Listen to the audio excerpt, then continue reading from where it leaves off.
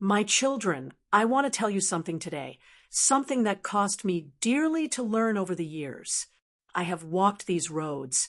I have made these mistakes. I have spent this money. And in the end, I understood this. Everything costs money twice. Sit down for a moment and listen to me.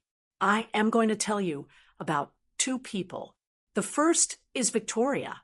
Victoria earns $95,000 a year.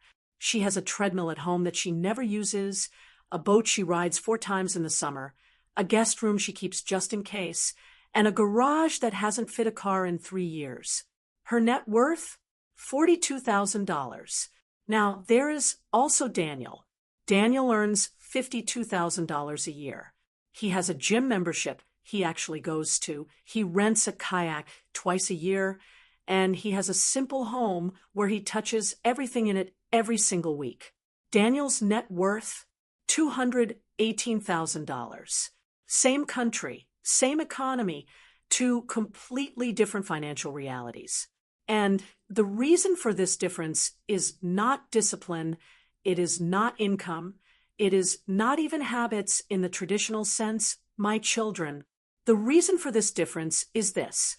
Daniel knows that everything costs money twice. The first cost is visible, the price tag, the number at the register, the money leaving your account. The second cost is invisible, and it is that invisible cost that is quietly, systematically stealing your future.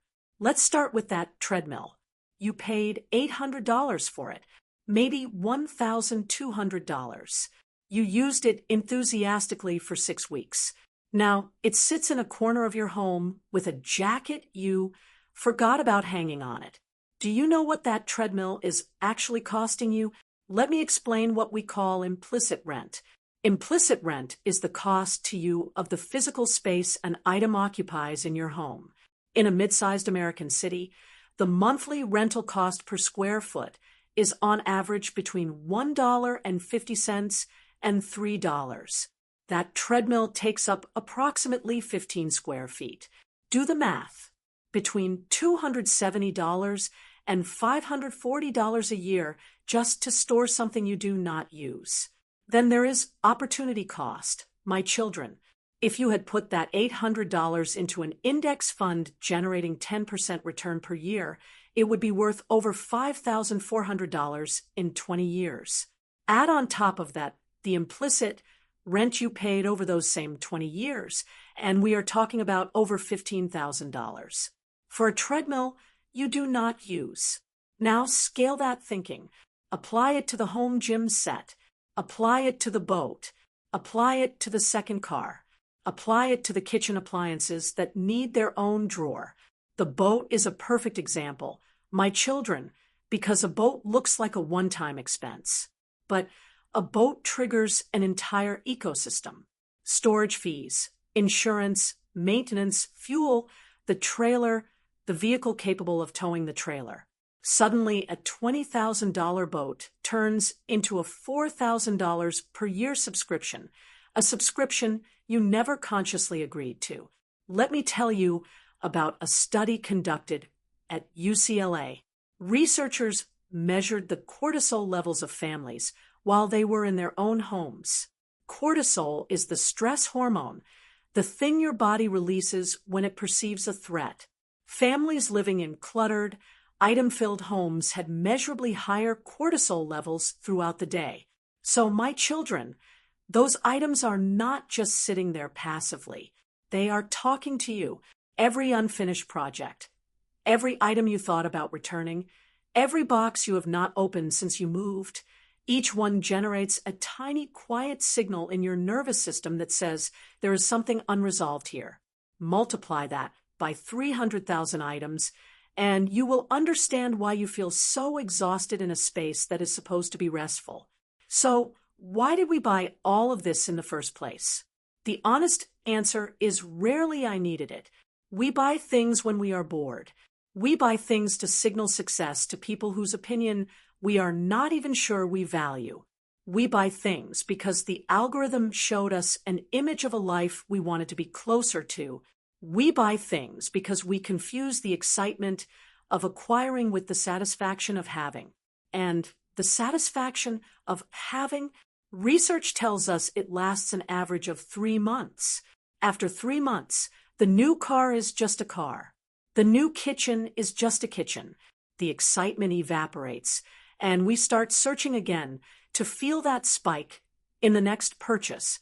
We call this lifestyle inflation, my children, and it is not a spending problem. It is a happiness-seeking mechanism, a mechanism that was never designed to work with a credit card.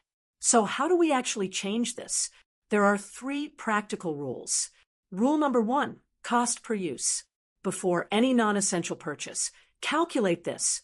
Take the price, divide it by the realistic number of times you will use it in 1 year. A $300 coat you will wear 60 times in winter costs you $5 per use. That is a good investment. A $300 juicer you will use 4 times costs you $75 per glass of juice. That is nothing more than an expensive hobby disguised as a healthy living decision. If the cost per use is over $20 for something that does not generate income, stop and think. Rule number 2, the 24-hour rule. For any non-essential purchase over $50, wait 24 hours. Not to deprive yourself, but to separate the emotion of wanting from the logic of deciding. Most impulse purchases cannot survive a single night. The ones that survive 24 hours are usually the ones that are truly worth having. Rule number 3, the replacement test. This test is for what you already own. My children, look at an item and ask yourself this. If it broke today and I could not replace it for 30 days, would my life be meaningfully worse?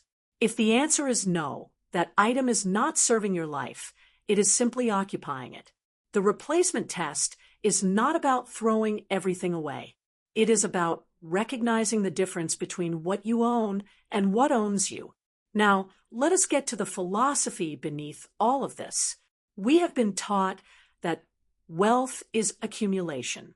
More money, more things, more status signals lining the walls, all to maintain a home that requires even more money. But people who have genuinely and structurally changed their financial lives, people who have walked this road like I have, they define wealth differently. They define wealth as optionality. My children, optionality is the freedom to say no to a job that undervalues you because 3 months of expenses are sitting in your bank account. To say no to a relationship that does not serve your life because your life is not financially dependent on it. To say no to a lifestyle you never actually chose, one you were too busy buying things to sit down and design. The second cost of everything you own is paid in optionality. Every storage fee, every maintenance hour, every cortisol spike from a cluttered room is freedom you spent without realizing you were spending it. The story of Victoria and Daniel is not about income, my children. It is about deciding what is enough. Enough is not a number. It is a decision. And the moment you make it, the second cost stops compounding against you and starts working for you instead. That is where real wealth begins. Thank you for listening to me. My children, I will see you in the next one.